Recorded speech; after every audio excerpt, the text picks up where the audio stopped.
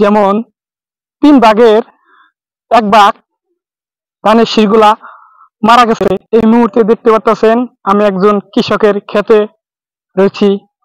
দেখতেই পাচ্ছেন এই কৃষকের ক্ষেতে এক্ষুনি আমরা দেখতে পাচ্ছি এখানে ধানের শীষগুলা যে রয়েছে দেখার মতো। যেমন 3 ভাগের 1 ভাগ ধানের শীষগুলা মারা গেছে আমরা দেখতে পাচ্ছেন। কৃষক ঝড় বৃষ্টি এগুলা পার করে 3 মাস এর মধ্যে তারা ভালো ফলনের আশা করেছে, ধানের আশা। তা দেখতে পাচ্ছি এই জায়গাটিতে এই যে শীষাগুলা মরা আছে, ধানের শীষগুলা।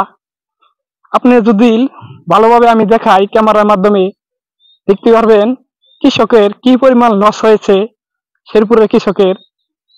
আপনারা দেখতেই পাচ্ছেন প্রত্যেকটি ক্ষেতের ভিতরেই কি পরিমাণ মরা ধানের শীষ রয়েছে আমরা দেখতে পাচ্ছি। কৃষকের মন ভরা খুবই কষ্ট নিয়ে রয়েছে কৃষক। মনে হয় কোনো ধরনের বোধ হয় ভালো টাকা পয়সা পাবো না, তারা দুশ্চিন্তায় রয়েছে। দেখতে পাচ্ছেন আমি এক্ষুনি ক্ষেতের ভিতরে আছি, এই যে মরা শীষগুলো